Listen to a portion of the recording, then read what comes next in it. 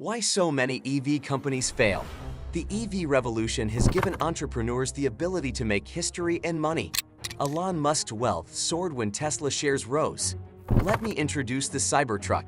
Many competitors are struggling in this rush to capture the moment. Many famous companies have failed, gone bankrupt, or struggled. Even established companies with automotive ambitions have given up. Over 30 enterprises have declared bankruptcy in recent years. Huge addressable EV market.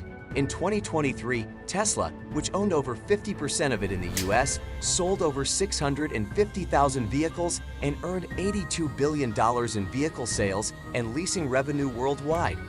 EV sales were 8% of US new car sales that year. Their 2030 estimate is 46%, nearly 8 million automobiles. The business is not for the faint-hearted. Billions are needed. Applicants often underestimate capital costs. A complicated supply chain, factories, vehicle design, compliance with regulations, and distribution and servicing network are needed to deliver goods to customers. Why is starting an EV company so hard and so many fail? Let's check some important factors. Potential. Despite sales slowdowns, global EV adoption is expected to rise from 2.4% of new cars sold in 2019 to 61% by 2035. By definition, startups love large addressable markets. Venture capital pitch. First slide. Buses, trucks, motorbikes, and light-duty vehicles are included. Aircraft in the far future. Investment in EVs has increased in 2 years to $616 billion through 2027. This enthusiasm helped Tesla, the first major EV automaker outside Asia, succeed. Favorable government policies help market growth.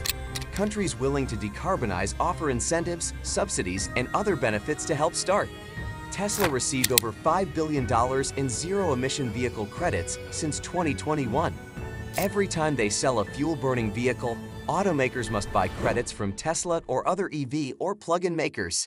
In some states, China has the fastest electric vehicle growth. Many government policies promote that. So some of the sites where new enterprises are popping up are pushed by the government, while others are entrepreneurs trying to capitalize on the shift to electric.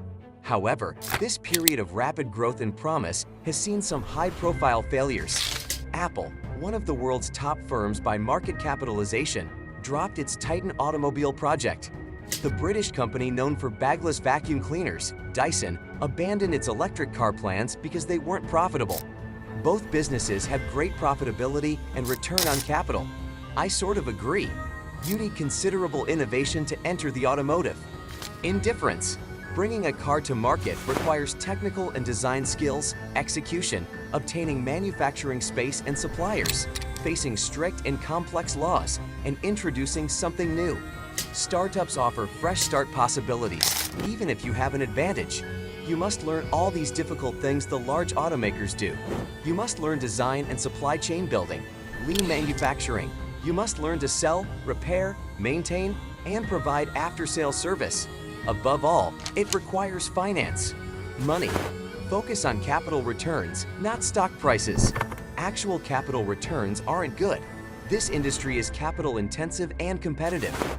Ford and GM have had mid-single to low double-digit returns on invested capital for 11 of their 15 years as public companies. Tesla's ROI was negative, straightforward. Companies run out of cash. The Fiscal cash crunch was old-fashioned. Some of that was attributable to the capital intensity of automaking, but also company blunders. Capital shortages are automakers' major issue. That may seem clear. Of course, every firm faces it, but beginning an automobile is expensive. You're $2-ish billion to buy your first car. Some don't have $2 billion. Even with $2 billion, success isn't certain. That's just the beginning. You must move like a shark or die. So the next $2 billion and the next $2 billion must be raised. Pick Rivian and Lucid. Both destroyed $10 billion. Interesting to see other little firms raise $1 billion or $2 billion. They consider that sufficient. Not even close. Many startups that went public utilizing SPAs have this issue. Public shell companies unite with private businesses, such as EV firms, to form SPACs. Through the merger, the private corporation goes public. The world has no venture capital firm that will give EV startups billions. The only way to raise that much money is to go public. S-PACE had advantages over IPOs for EV firms. Instead of real revenue, you might go public with expected revenue.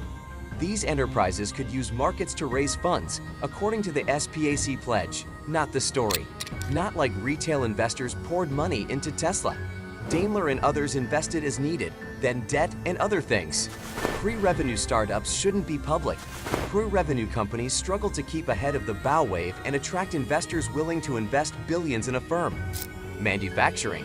To start the budget, where are those billions going? It costs $500 million to $1 billion to establish a factory and tool it, $200 million to $500 million to tool suppliers, and $250 million to $500 million to produce products. The building has fixed costs. Factory management and tooling.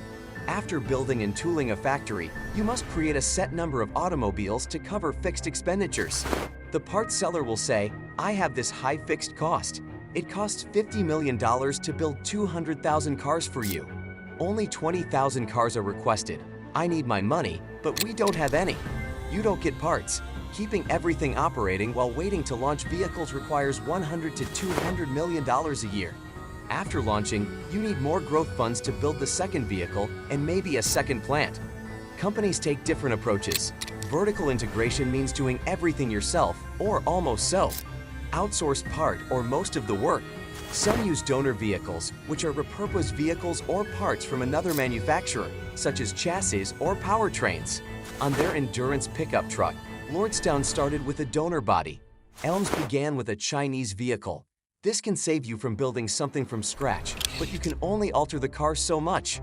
The asset-light model, used by Fiscal, involves outsourcing automobile production to suppliers or contract manufacturers.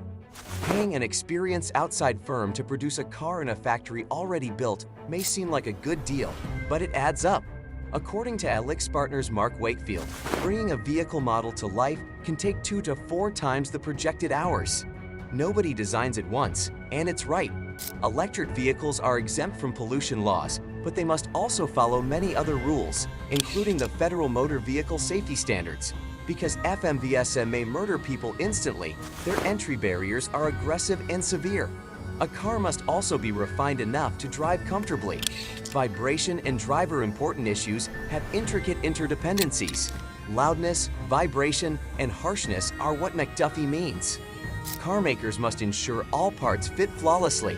If not, all three become insufferable. Every successful car maker constantly fine-tunes. Tesla may do less, which may upset some. Not an excellent fit and finish. For now, people don't care about the gaps and bad appearance since they enjoy the power. They adore software and big screens. Something must motivate you to acquire this car. Many startups were attempting to be first. Therefore, there wasn't much innovation that made consumers feel stylistically different. Some struggled due to market delays. By then, there were other similar vehicles on the market, and they weren't the first or only game in town. This is very stressful.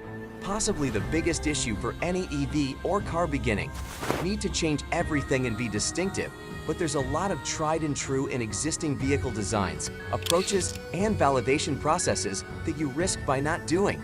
You can cut that bill by being less innovative and different, but that gives people less reason to care about your product and appreciate you. Vertical integration. No formula guarantees success. Our data indicates EV demand slowing.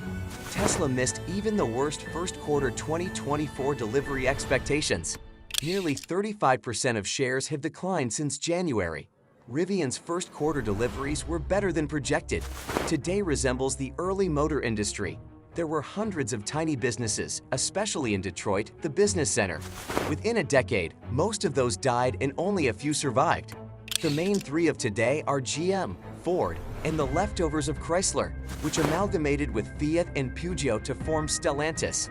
Some consolidation happened as automakers achieved economies of scale for car manufacture, while vertical integration brought suppliers inside. General Motors consolidated Chevrolet, Cadillac, Buick, and the now-defunct Oldsmobile and Pontiac, but it also brought many suppliers in-house. Alfred Sloan, GM's iconic CEO, joined through a supplier acquisition and progressed through the ranks. In the second part of the 20th century, automakers spun off their supplier businesses to streamline production and focus on the final product. This tendency seems to be reversing. World-leading vertically integrated companies Tesla and BYD. It's better, they decide. Doing it yourself gives you more control and the correct parts for a car. Doing it yourself gives you greater freedom.